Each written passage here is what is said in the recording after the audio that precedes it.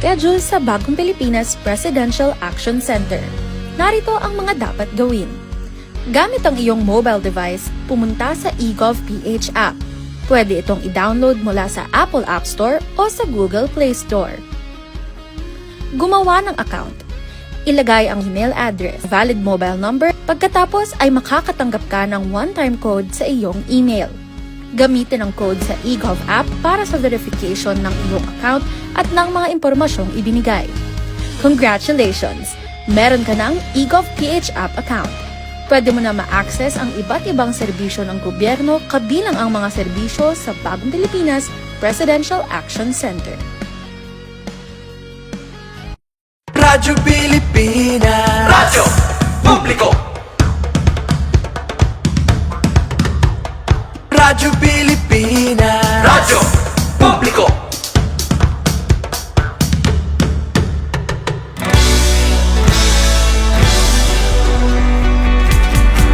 mahalagang mga balita, napapanahong impormasyon.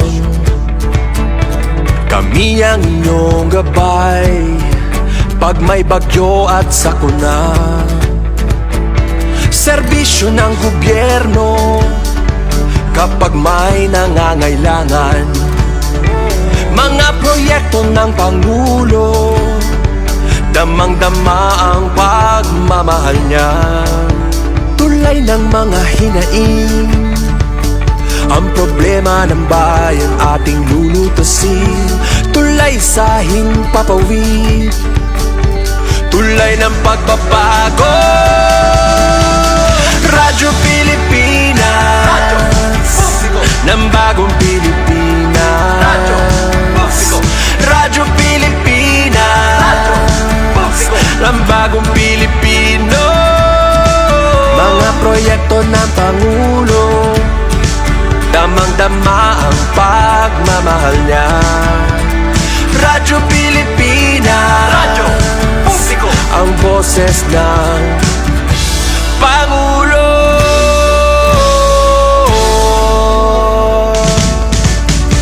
Karamay nyo kami, kahit malayo man kami nakakarating.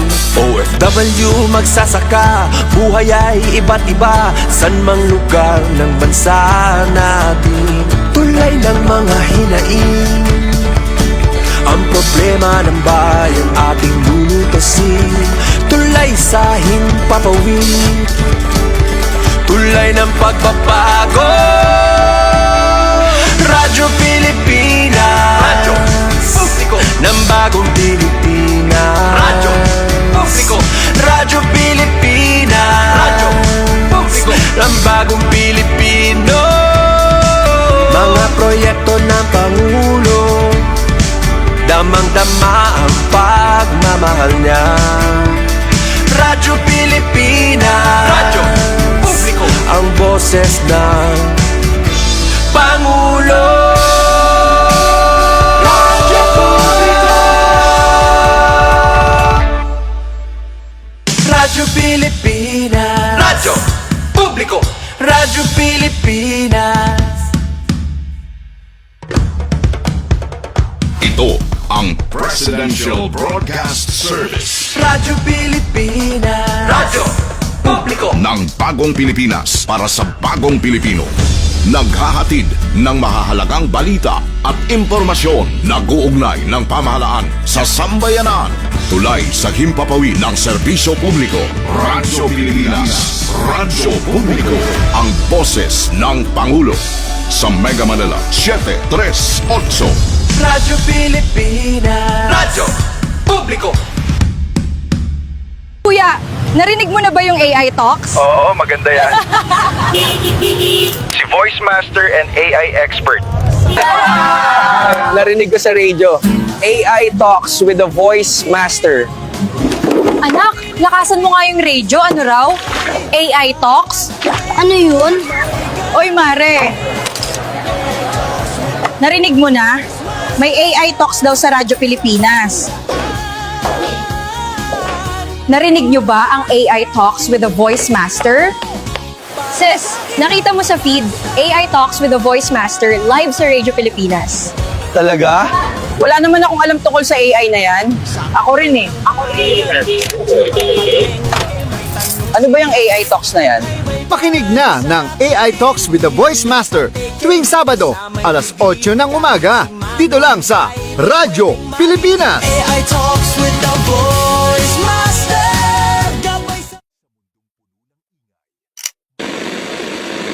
Welcome to the AI Talks with the Voice Master. Mula sa puso ng bayan hanggang sa dulo ng keyboard ng masa. Ito ang unang radyo at podcast show para sa AI ng mga ordinaryong Pilipino. Ito ang kwento ng AI na abot kamay ni Juan at Juana. Mga tanong mo, sasagutin natin. Mga kwento mo, itatampok natin. Dito, ang AI hindi lang para sa techie, kundi para sa tagakanto, guro, estudyante, OFW at bawat Juan at Juana. Kasama ang nag-iisang the AI Voice Master of the Philippines, Pocholo de Leon Gonzales. Ito ang AI Talks with the Voice Master. Dito lang sa Radyo Pilipinas. Hello, hello! Great day! Great day! Isang mapagpala at mapagpalayang araw na naman sa inyo ng Sabado. Welcome to the AI Talks with the Voice Master. Siyempre, ito po ang inyong nag-iisang Voice Master ng Pilipinas. Walang iba kundi si Pocholo de Leon Gonzales, ang inyong host para sa AI Talks. Siyempre, with the Voice Master nga. At kasama ko ang nag-iisang Voice of Magic.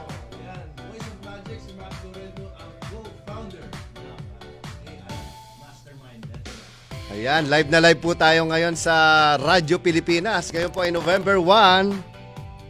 No? Hello, yan. Ngayon po ay November 1 at All Saints Day ngayon. At ang mga tao ay nasa sementeryo. Kaya tayo nandito ngayon live na live kasi marami tayong tatanggapin na mga reports. Pakilala ka uli, Ma, kasi hindi ka narinig kanina. Oo nga, hindi ako narinig. Oo. Ayan. Sige, Okay, pasok. live na ba tayo? Yan, ako nga pala si Mac Lorendo at magandang araw sa mga nakikinig. Ako po ang The Voice of Magic at co-founder ng AI Mastermind Network. Masayang araw po. Ayan, kasi alam mo, Mac, yung ating programa ay produce yan eh. Isang linggo nating pinoproduce yung buong programa natin every week. Kaya ito ay second time natin nag-live kasi yung unang live natin ay nung first episode. At ngayon ay episode 12. Wow. Actually, episode 13. Pero yung episode 4, dalawang beses natin ginawa. Pero, dahil nga episode 12 na ngayon ang last episode ng season 1 natin. Ang bilis, no? Oo, 3 buwan na tayo nagbo-broadcast. Oo. 'Di ba? Kasi every episode yan, every season, 12 episodes. So, 3 buwan yan. Tuwing, diba, 4 Buti na. nakabalik tayo dito live sa naman, studio. syempre. At may mga bisita rin. May bisita rin tayo ngayon. Kaya tuloy-tuloy ang ating makabagong kwentuhan dito sa AI Talks with the Voice Master, kung saan ang boses ng tao at talino ng AI ay nag-uusap para sa kinabukasan. Okay?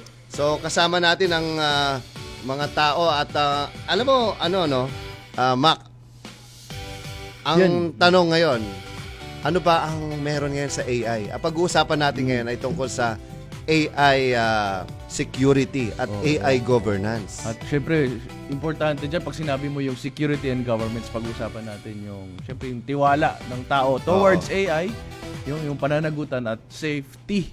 Very important na pag-uusapan yan. No? Kaya pag sinabing AI governance, para siyang traffic enforcer. No? Siya yung nagbibigay ng rules, ng patakaran, syempre para maiwasan yung mga aksidente.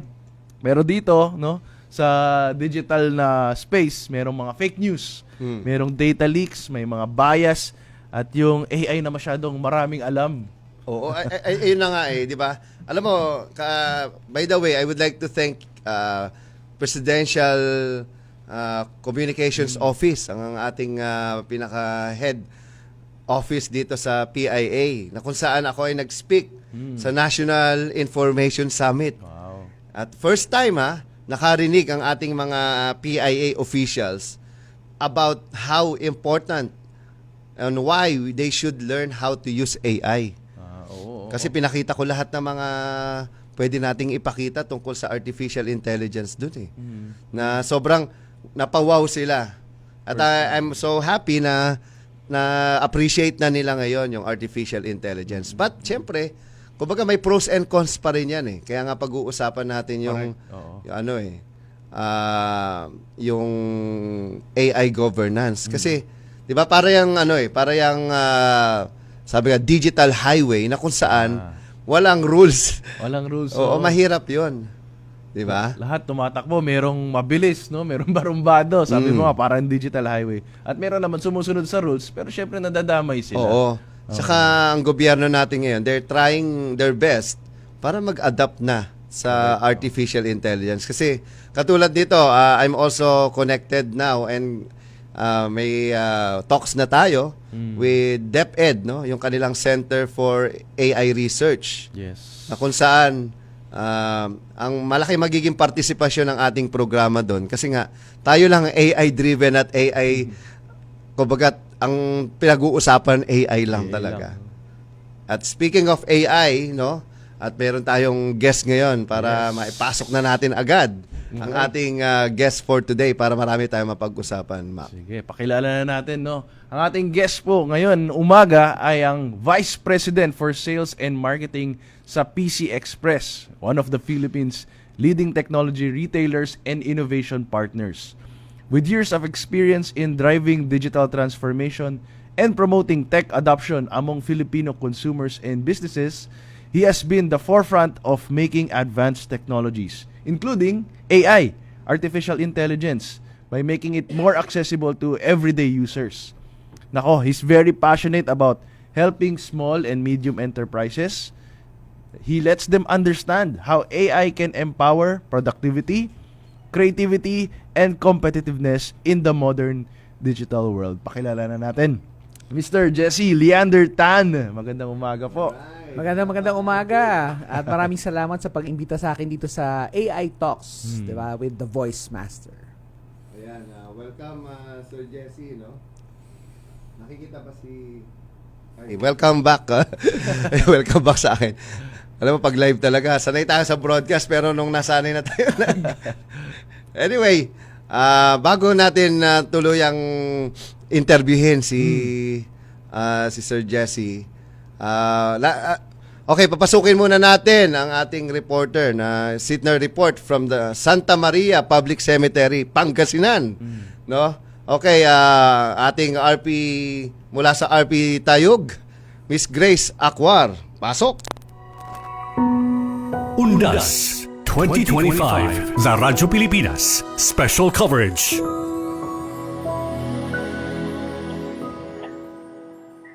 Dahil maaga pa lamang, kaya pakunti-kunti pa lamang ang nagpupunta ang mga mamayan dito sa pampublikong sementeryo at pribadong sementeryo ng Santa Maria, Pangasinan upang dalawin ang puntod ng kanilang mga mahal sa buhay ngayong Undas, araw ng Sabado, November 1, 2025. Samantala, nakita natin na marami ng mga nakadeploy na mga fire personnel, police personnel at mga miyembro ng LTRRMO at mga PPAT.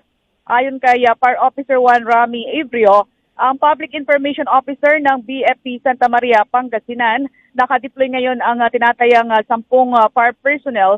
Samantala, nandito din nakantapay ang fire truck at ambulansya para sa anumang emergency assistance.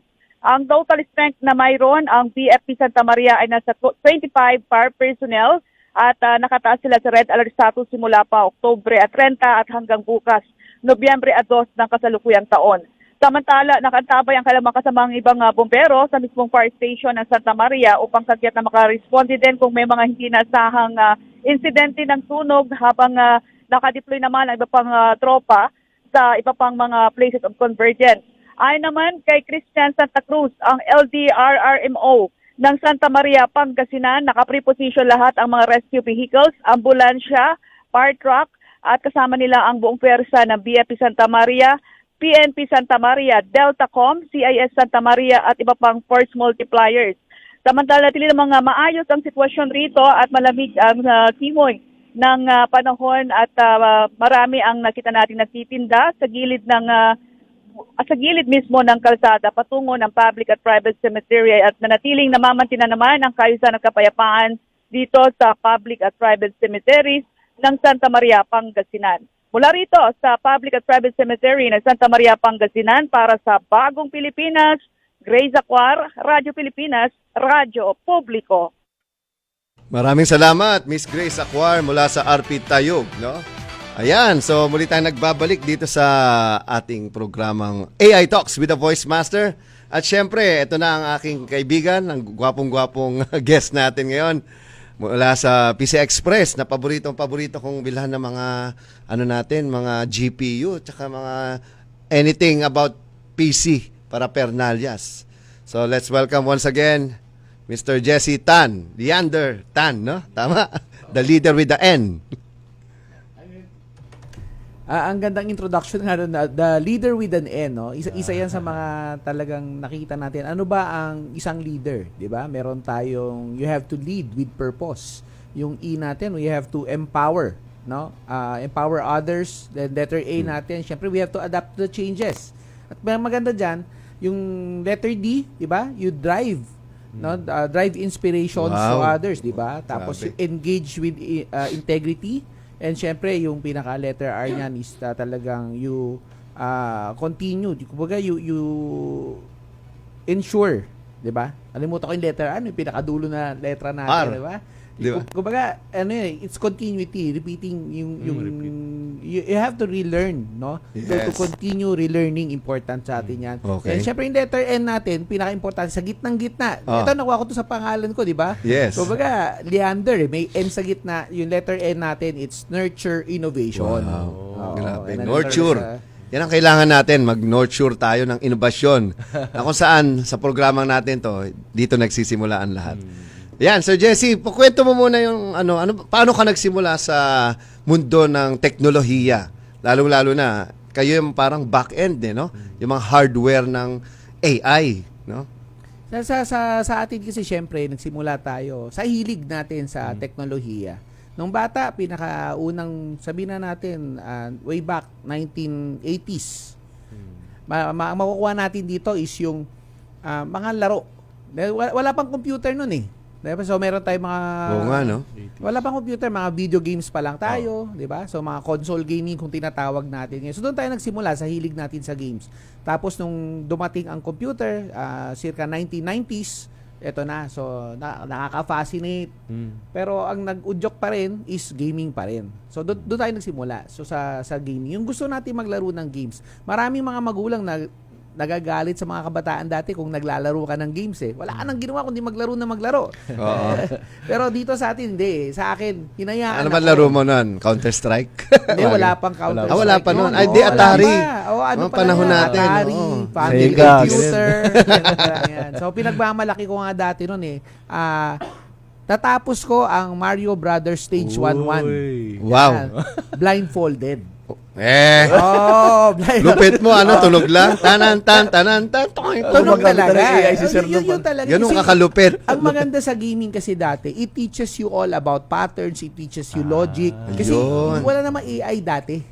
Kumbaga, kung paulit-ulit lang siya. Paulit-ulit lang siya. And etong ganito, it teaches children, no? Kaya nga, yung gamification ng mundo ngayon, no? Yung sabi ko, talagang nandyan na kahit matanda na, adults na, dinadaan pa rin sa gamification para matuto. Oo, yan. Tayo sa website natin, naka-gamified, di ba? Even sa mga program.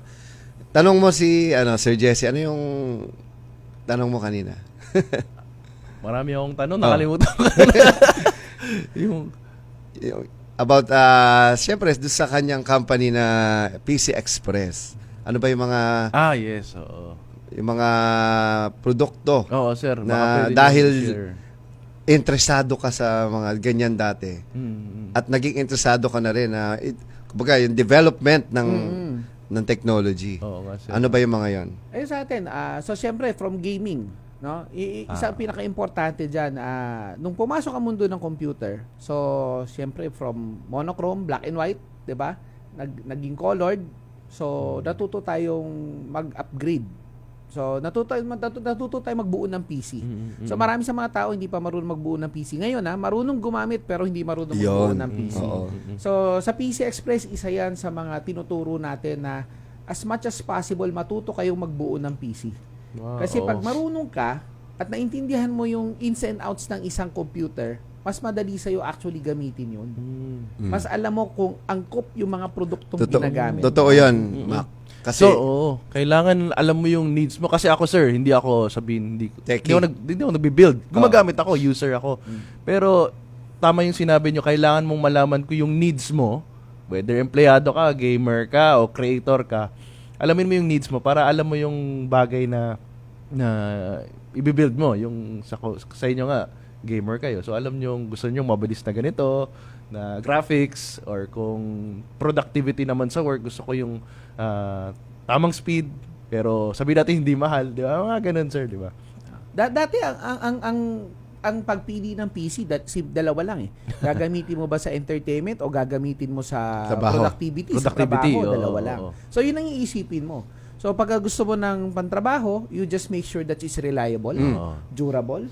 Pag gusto mo naman sa gaming, eto na eh. Dito pumapasok yung mga karagdagan na mga devices tulad ng kailangan mo magandang GPU or graphic card. Dagdagan mo yung memory mo. Pero sa panahon ngayon, na-enhance na.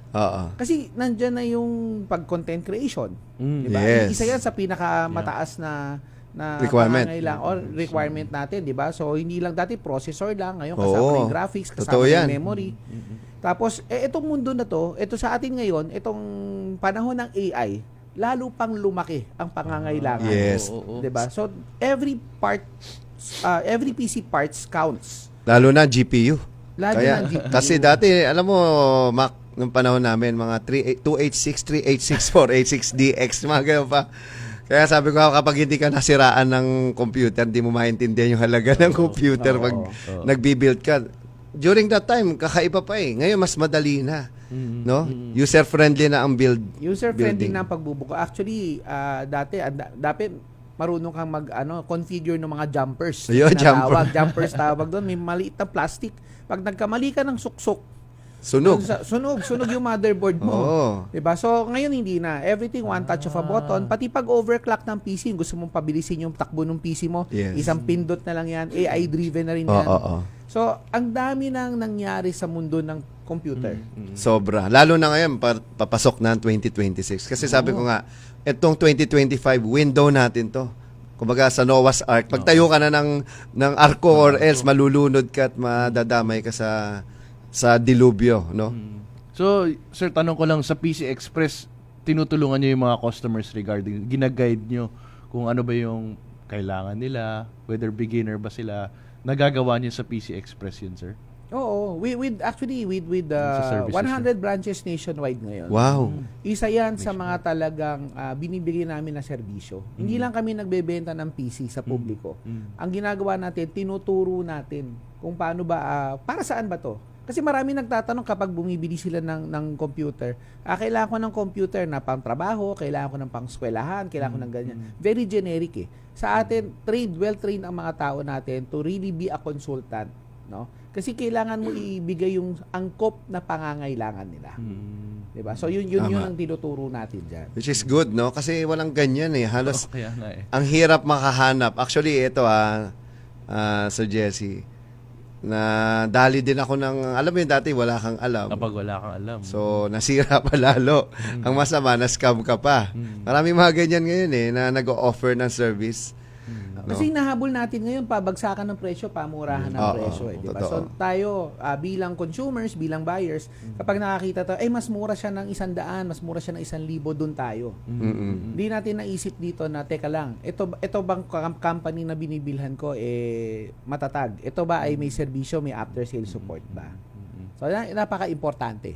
Yung mga ganitong pagtuturo. Correct. Kasi usual sa Pilipino, ano ba yung mura? 'Di ba? Pero tama yung sinabi niyo, sir, yung long-term use niya or dun sa gagawin mo, dapat naiisip mo rin. Oo, mahal, pero mas magagamit ko araw-araw at reliable pa. So, ano bang kakaiba sa company mo kumpara sa iba? I mean, sa PC Express. Ako hindi, ako loyal akong ng PC Express. Sobrang, pero ako mismo, Gusto ko yearly kasi nag-upgrade ako eh. Nag-update. Kasi As in, ang isang computer ko, inaabot ng 300,000. sa isang taon Sa lang. Oo. Kasi gusto ko laging mabilis. Ako yung nauuna. Parang kung gusto mo mauna, Yan din, isang bagay kumbaga din sa sasakyan, bumili ka ng pinakamabilis. Kumbaga ito sa amin, no, with 26 years of experience, no, nag-anniversary kami, ito October lang. So 26 years na tayo. Uy, And magka-batch yun na. nga, with 100 branches nationwide. So ano bang anong senyales ito? So kami inuuna kasi namin customer. 'Di ba? Kaya tayo nandito sa mundo dito sa industriya na to kasi gusto natin magbigay ng serbisyo. Yung passion namin about technology, yun yung nag-udyok para pumasok kami sa industry na to.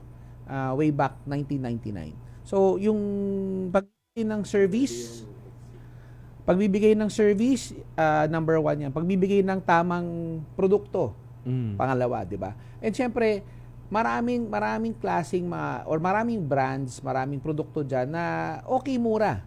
Pero nasubukan na natin eh. Kumbaga kung hindi papasa sa quality control, wag na natin ibigay sa mga kapwa Pilipino. Nakakahiya, no? Kung yung mga madaling basira, bakit mo pa gagamitin, di ba? Yan yung sinasabi nilang mura nga, pero mapapamura ka rin kasi dumadami yung gastos. Kumbaga, you get what you pay for. Iba talaga pag lalo na ako, ROG talaga ang pinaka-paborito ko. Parang ang hirap niyang hanapan ng katapat. Kasi yung binanggit mo, no? Ano yan na-engrave na sa atin yan na pagdating sa mundo ng top of the line quality, whether it's gaming, content creation, talaga sabi nga nila, 'di ba? Ang ROG gawa ng Asus. Ito may katagato na ilang beses na namin ginagamit. Kapag narinig mo Asus, number 1. Yung tawag doon eh. Pero kasi bakit? Number 1. Oo. Actually, hindi nga number. Di ba? May branding din. Kumbaga, nasanay kasi na nung unang pasok niyan dito sa Pilipinas. So, you have to remember, Asus is one of the brands na nagbigay sa atin na, kumbaga, unang nag-market about motherboards. Yes, sir. At mamaya, marami pa tayong pag-uusapan. Dahil dyan, sobrang exciting yung usapin natin. Magbe-break muna tayo, no? Magbabalik tayo after this messages from Radyo Pilipinas. Dito lang sa AI Talks with the Voice Master. Muling magbabalik ang The AI Talks with the Voice Master. Huwag kayong aalis, babalik kami.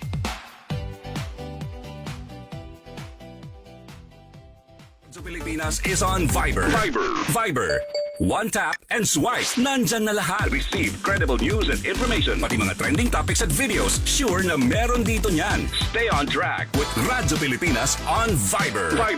Pick up real news. Catch the latest and biggest stories. Search Radyo Pilipinas on Viber and hop in to our community. Itinuloy na po natin ang zero balance billing. Libre po.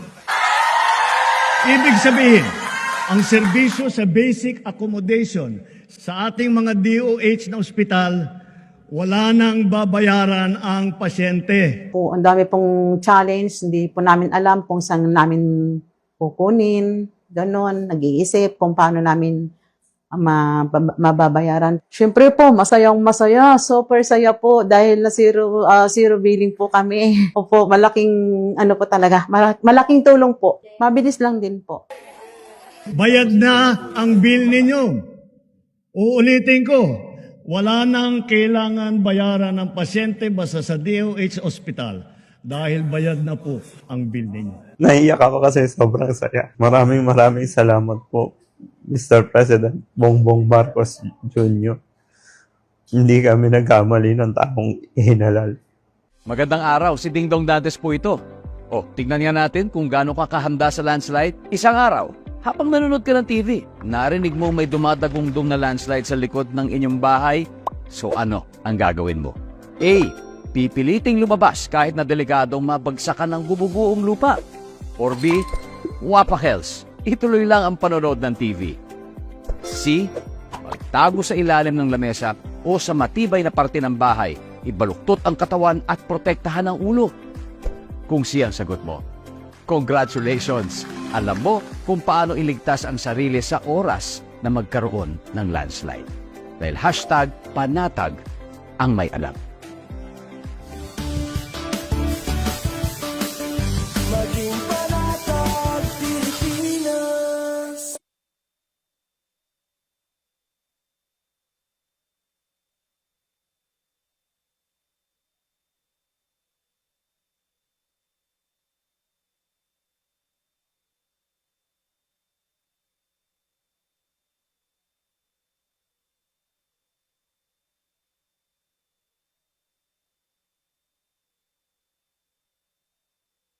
Good news!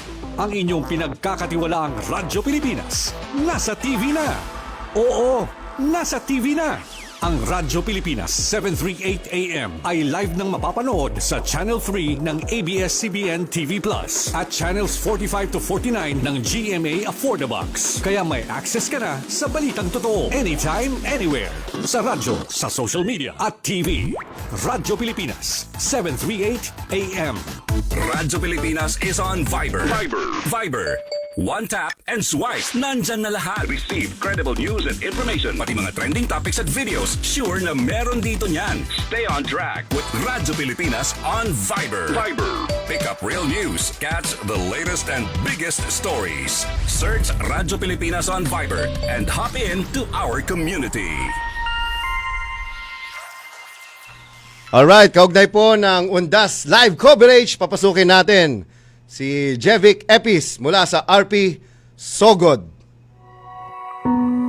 Undas 2025, The Radyo Pilipinas Special Coverage.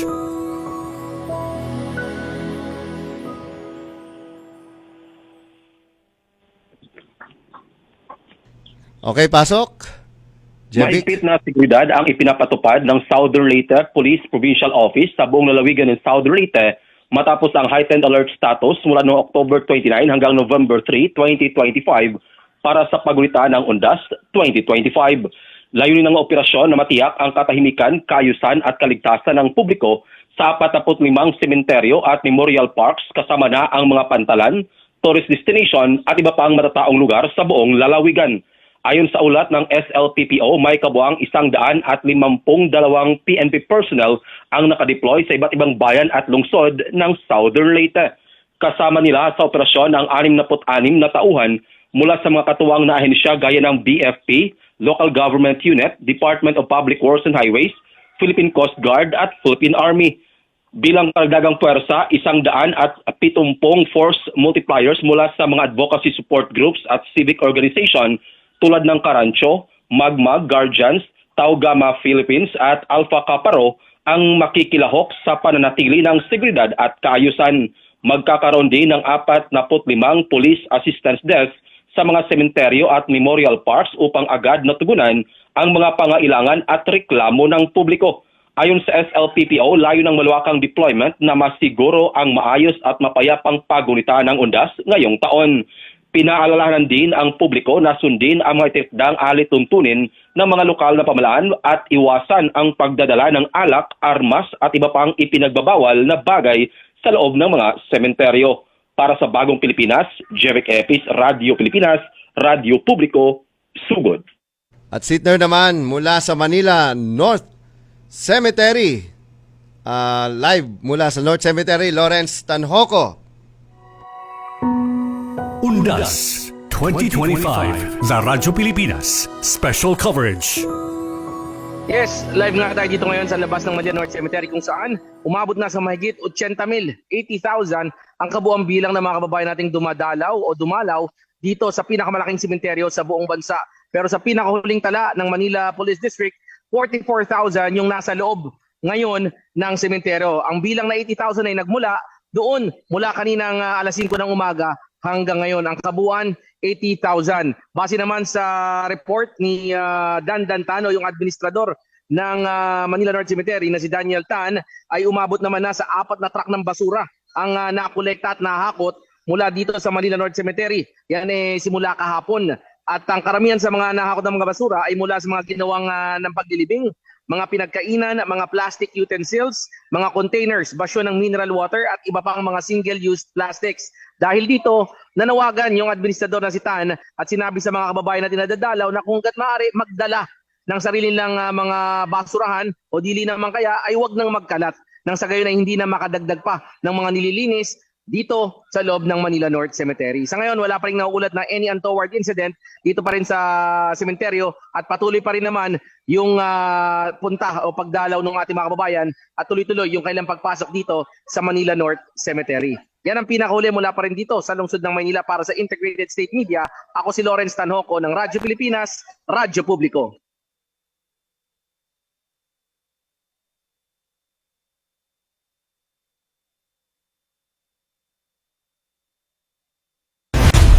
Nagbabalik ang boses ng Artificial Intelligence para sa bawat Filipino. Ito na ang The AI Talks with the Voice Master. Kasama ang nag-iisang AI Voice Master Pocholo de Leon Gonzales. Ang mga tagapagbalita ng programang ito, sina Ira at Ivan, ay mga AI-generated animated reporters. Bagamat kami ay produkto ng artificial intelligence, ang lahat ng balita, impormasyon at analysis na aming inihahatid ay totoo, beripikado at batay sa lehitimong pinagkukunang sources. Walang fake news dito. Tiwala kaming mas maiintindihan ninyo ang teknolohiya sa pamamagitan ng teknolohiya mismo. Narito na ang mga pinakamainit na balita sa mundo ng AI. Narito na ang balitang AI. Kasama sina Ira at Ivan, Artificial Intelligence News Network.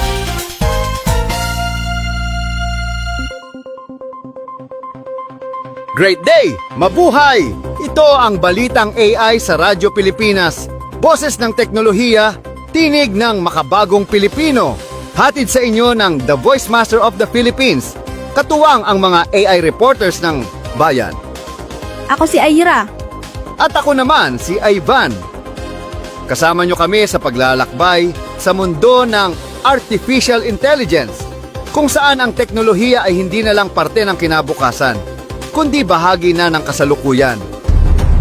Narito na ang mga pangunahing balita sa mundo ng AI.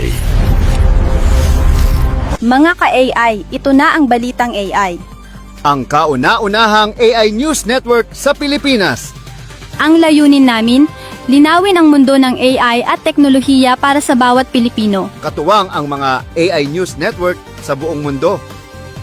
Ako si Ira, Artificial Intelligence Reporter Analyst, ang inyong tagapagpaliwanag ng mas malalalim na siyentipikong konsepto. At ako naman si Ivan, Artificial Intelligence Voice for Analytics and News.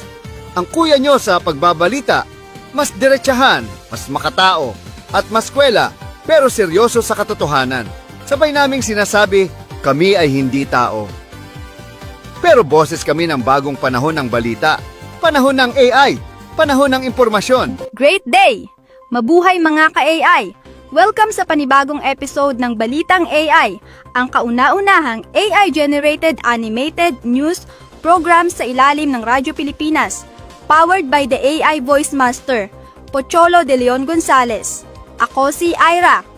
At ako naman si Ivan, your Artificial Intelligence Voice for Analytics and News.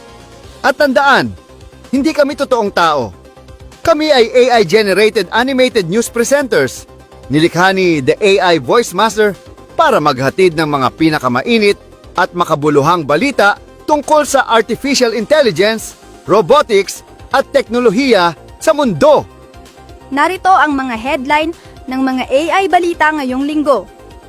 Unit 3's new V6 is deadly. It was trained to attack. Microsoft shocks the world with its new AI image generator. Google fights back with VEO 3.1. The answer to Sora 2. Meet Listener AI, your new AI. Best friend. GPT-6 sparks. Outrage. OpenAI's most controversial move.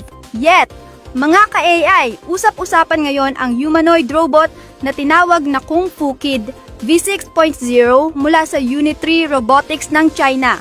Sa unang tingin, parang pang-exhibition lang siya.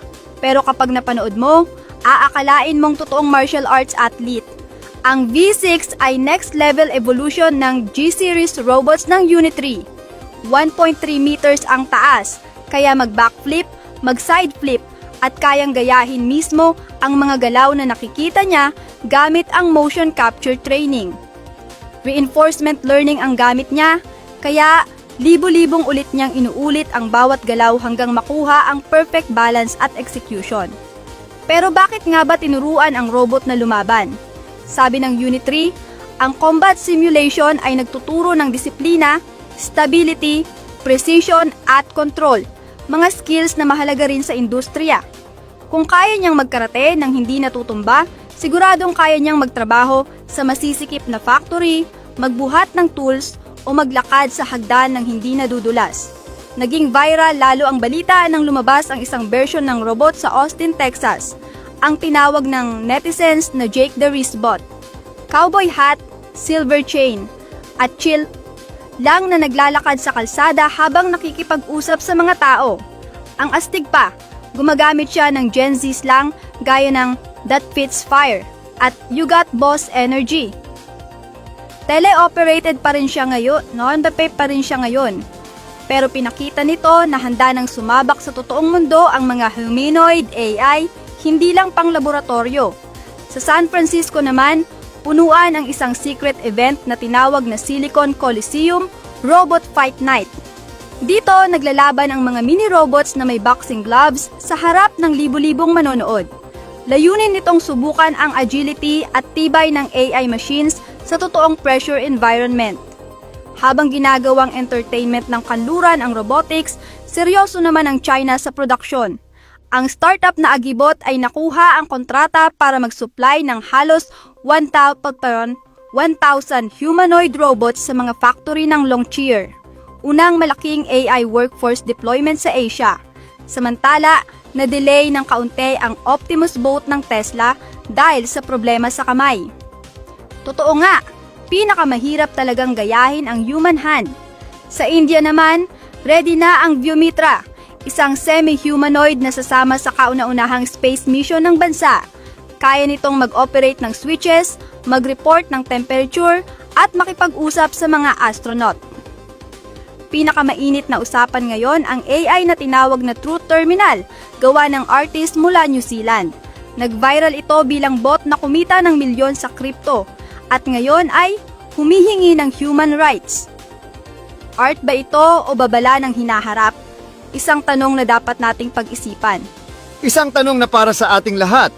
Sa gitna ng matinding kompetisyon ng tech giants, pasabog ang bagong balita mula sa Microsoft.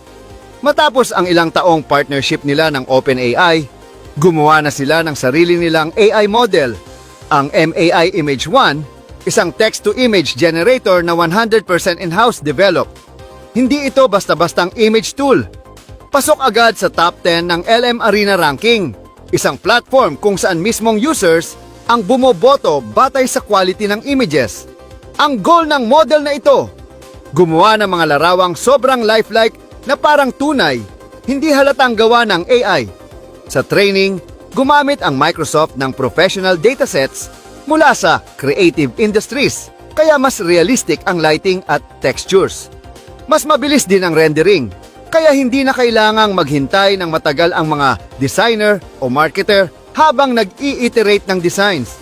Malapit na ring makita ang MAI Image 1 sa Copilot, Bing Image Creator, at maging sa Microsoft 365 apps tulad ng PowerPoint at Word. Isang seamless AI studio para sa lahat. Hindi rin nagpapahuli ang Google na naglunsad ng Nano Banana model na naka-integrate na sa Google Search. Pwede ka nang gumawa ng AI image diretso sa search results. Type mo lang, "Create a logo for my cafes," at may visual ka na agad. Sa China, pumasok ang Ant Group, Alipay, na may trillion parameter open source model na Ling-1T. Malakas ito sa math at coding benchmarks. Halos kapantay ng Gemini 2.5 Pro ng Google.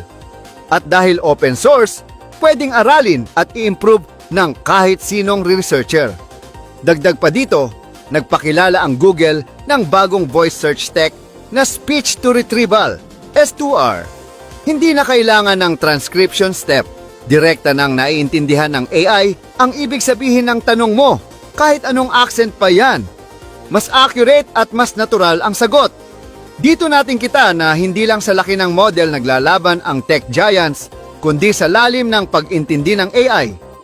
Kung ito na ang simula ng AI na tunay na marunong makinig at umunawa, panibagong yugto na ito ng digital evolution. Mga ka-AI, matindi ang bakbakan ngayon sa AI video. Inilabas na ng Google ang VEO 3.1, ang pinakabagong video generation model na sagot sa Sora 2 ng OpenAI. Kung dati, parang slideshow lang ang AI videos, ngayon cinematic na ang dating. Mas smooth ang motion, natural ang physics, at may built-in sound na. Habang nag-generate ka ng video, kasabay na ang ambience, dialogue at musika. Makikita mo na ito sa Google Flow at Gemini API at paparating na rin sa Vertex AI para sa mga enterprise. May insert at remove tools pa para makapag-edit ka ng objects sa loob mismo ng scene. Pareho ang presyo pero ibang klase ang quality. Kasabay nito, naglabas si Anthropic ng Claude Haiku 4.5, mas maliit pero doble ang bilis at 3 beses mas mura. Pinatunayan nito na hindi kailangan ng supercomputer para sa malakas na AI. Para sa mga developer, may pasabog din ang Kong Incarn. Palamata ang Volcano, isang open source framework para gumawa ng AI agents na marunong mag-usap sa isa't isa. Sa demo, nag-order ito ng 900 cups ng kape live on stage. Pinaka-inspiring naman ang ginawa ni Andrej Karpathy, dating engineer ng Tesla at OpenAI. Gumawa siya ng mini chat GPT na tinawag na NanoChat. Pwede mong i-train mula umpisa sa halagang $100 lang. 3 oras ng training, may sarili ka ng AI model na kayang mag-reason, sumagot at mag-code. Ibig sabihin nito, hindi na lang malalaking kumpanya ang gumagawa ng AI. Tayo na mismo ang susunod na henerasyon ng AI creators. Ito ang AI na siguradong mapapawaw ka. Ang Listener AI mula sa Deep Agent. Hindi lang ito note taker. Isa itong digital assistant na may pandinig at sariling pag-iisip. Habang nasa Zoom o Google Meet ka, real-time niyang sinusuri ang usapan at hinahati agad sa action items, task at importanteng decisions. Pagkatapos ng meeting, may summary ka na, task list at assigned owners agad. Pinakamalupit dito, nababasa ng listener ang screen mo. Kung may slides o dashboard kang pinapakita, pwede mong itanong, anong 3 pinakamalaking risk na nabanggit ng kliyente? At sasagutin ka base mismo sa data sa harap mo. Gamit ang Deep Agent Desktop Top, kasama ng listener sa ecosystem na may code editor, CLI at chat mode. Kaya kung developer ka o manager, lahat ng workflow mo connected na. Secure din ito, encrypted, SOC2 Type 2 at HIPAA compliant. Ibig sabihin, safe kahit corporate data mo. Para sa $10 lang bawat buwan, parang may AI secretary ka na hindi napapagod, hindi nagkakamali ng notes, at laging present. Kung ganito ang future ng trabaho, mukhang darating ang panahon na hindi na natin tatanungin kung who's taking notes, kundi, is listener recording this? At panghuli, mainit na pinag-uusapan ngayon ang bagong hakbang ng OpenAI matapos ang kontrobersyal na GPT-5 launch. Sa pinakabagong announcement, ilalabas daw ng GPT-6 ang adult mode para sa verified users, isang policy na kinatuwaan ng ilan, pero mas marami ang nabahala. Ayon kay Sam Altman, ito raw ay para sa user freedom, pero sabi ng mga ethics experts, posibleng magdulot ito ng synthetic intimacy at mental health issues. Totoo, may age verification at filters, pero wala pa ring malinaw na plano kung paano ito mamanage sa global scale. Kasabay nito, tinutukan ng OpenAI ang mga bias ng GPT-5 at sinubukang gawing neutral ang responses nito nang hindi tunog robot. Pero nabatikos din sila ng ipagyabang nilang nasagot ng model ang ilang erdos problems na kalaunan ay lumabas palang existing solutions na. Habang binabatikos ang OpenAI, nakakuha naman ng respeto si Google matapos ang tahimik pero malalim na pagbabalik sa AI scene. Sa Salesforce event, kinumpirma ni Sundar Pichai na darating ngayong taon ang Gemini 3.0, powered by clean energy at built para sa large-scale AI use. Sabi nga ng iba, panahon na raw ito ng maturity sa AI, hindi na lang bilis at talino ang labanan, kundi etika, tiwala, at pananagutan. Tanong ngayon, kaya ba nating sumabay sa hamon? At dyan nagtatapos ang ating AI Rundown ngayong linggo. Ang programang ito ay hatid sa inyo ng Radyo Pilipinas. Mga ka-AI, ang lahat ng narinig ninyo ngayong araw ay patunay na ang hinaharap ay narito na. Hindi para takutin tayo ang mga balitang ito, kundi para gisingin tayo at ihanda sa paparating na revolusyon ng teknolohiya. Ang AI ay hindi na simpleng kasangkapan. Ito'y kapartner, co-pilot, at puwersang kayang baguhin ang takbo ng kasaysayan. Kung mananatili tayong walang ginagawa, magiging manonood lang tayo habang nauuna ang iba. Kaya nandito ang Balitang AI, powered by AI News PH at Voice Master News Network para gawing handa ang bawat Pilipino. Hindi lang ito balitaan, ito ay kilusan para gawing tagapaglikha at leader ang bawat isa sa atin sa bagong panahon. Dalhin ninyo ang mga balitang ito sa inyong tahanan, sa eskwela, sa opisina at sa pamayanan. Habang mas nauunawaan natin ang AI, mas kaya nating hubugin ang direksyon nito para gamitin para sa kabutihan at pag-unlad. Bawat isa sa atin ay may papel na gagampanan. Hindi lang adang ito balita, ito ay panawagan. Isang panawagan para magising, matuto at sumabay sa bagong revolusyon. Kami muli sina Ira at Ivan. Mga AI-generated animated reporters.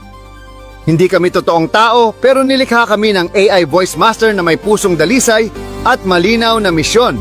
Maghatid ng totoo, makabago at makataong balita katuwang ang mga AI news networks sa buong mundo. Ito ang Balitang AI, ang kauna-unahang AI news network sa Pilipinas. Para sa bayan, para sa mundo, at para sa kinabukasan.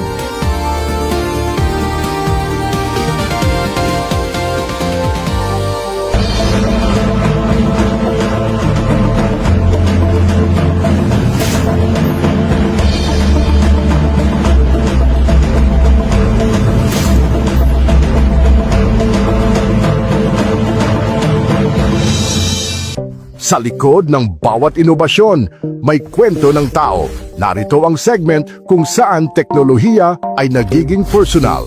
Ito ang AI and Personal Interviews kasama sa AI Talks with the Voice Master.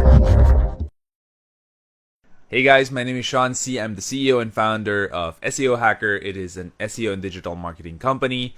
And we are going to have an event, and I'm going to be speaking about how you can rank in AI. You see, it's not enough to have a website, and it's not enough to be found in Google. A lot of people are transitioning to using AI, and it is the future. It is what the younger generation is going to be growing up with, and they're asking it a lot of questions, all the way to making decisions is being outsourced to artificial intelligence today. Now, if your company is not yet anywhere in AI, you're not visible, you're not being regurgitated by these artificial intelligences as the answer to some of your target market's problems, then you're missing out.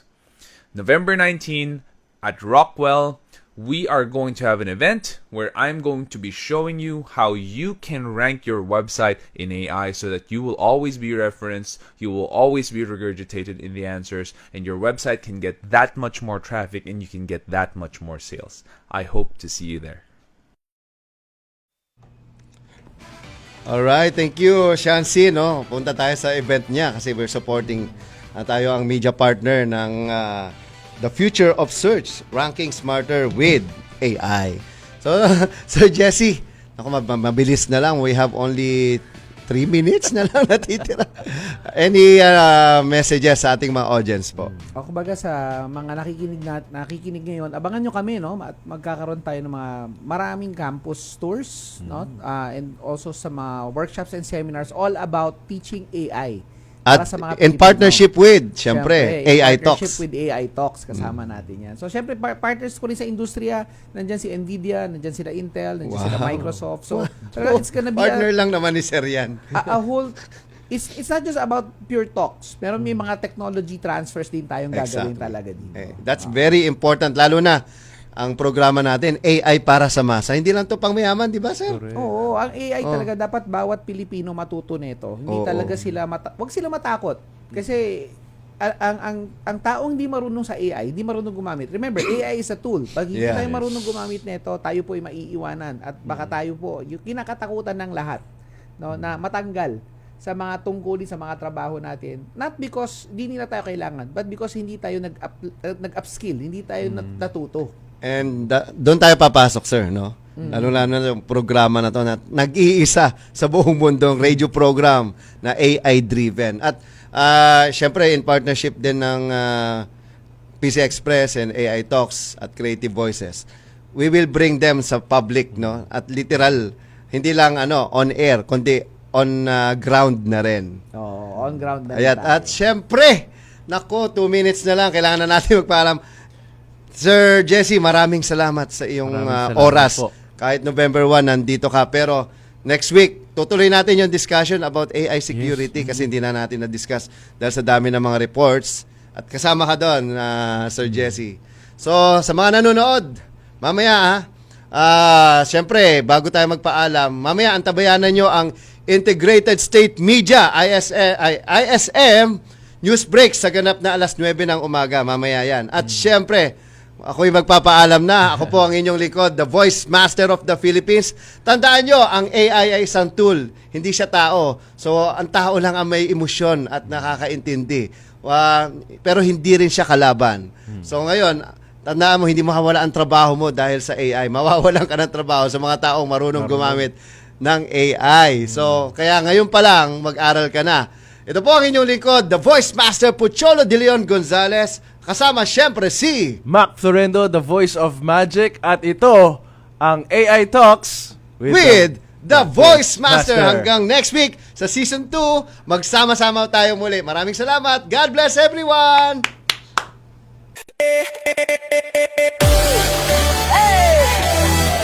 Para sa masa, AI Talks with the Voice Master.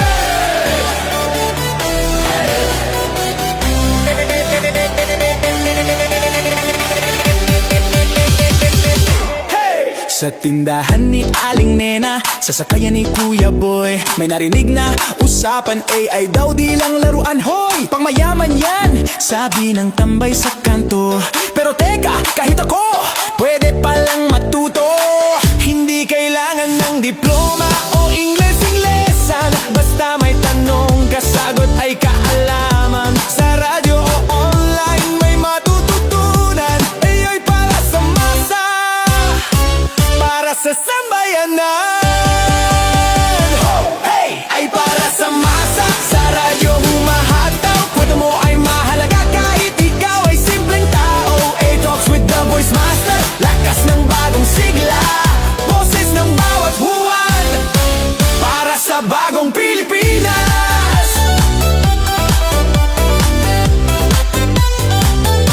Si Lola Inday nagtanong habang naglalaba, yung AI ba pwede rin sa matanda na? Opo naman Lola, gamit mo yan sa negosyo o kahit sa pag-order ng itlog, mantika sa tindahan mo. AI sa karinderya, AI sa eskinita, AI sa estudyante, vlogger sa probinsya, tindera, tanod, magsasaka o tsuper, lahat pwedeng matuto, basta wag kang tatama-tama. AI para sa masa, sa radyo humahataw. Kwento mo ay mahalaga kahit ikaw ay simpleng tao. AI Talks with the Voice Master, lakas ng bagong sigla, boses ng bawat huwan, para sa bagong Pilipinas.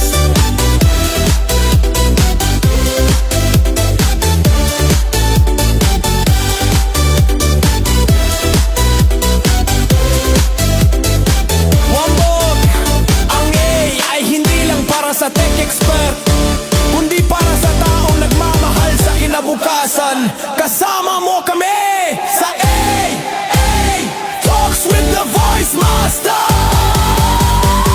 Hey, ay para sa masa, ay para sa masa, sa radyo humahataw. Kwento mo ay mahalaga kahit ikaw ay simpleng tao. AI Talks with the Voice Master, lakas ng bagong sigla, boses ng bawat huwan, para sa bagong Pilipinas. Boses ng bawat huwan, para sa bagong Pilipinas. Boses ng bawat huwan. Good news! Ang inyong pinagkakatiwalaang Radyo Pilipinas nasa TV na. Oo, nasa TV na. Ang Radyo Pilipinas 738 AM ay live nang mapapanood sa Channel 3 ng ABS-CBN TV Plus at Channels 45 to 49 ng GMA Affordabox. Kaya may access ka na sa balitang totoo anytime, anywhere. Sa radyo, sa social media at TV. Radyo Pilipinas 738 AM. Time to celebrate kulturang Pinoy. Tradisyon, musika, sining, literatura at iba pa. Anything and everything fun and Filipino. Ito ang Pinoy Kultura. Ikaw ba ay naharana na? Tunawin mo sana. Sabi nila, ang harana ay isang matandang tradisyon ng pangliligaw.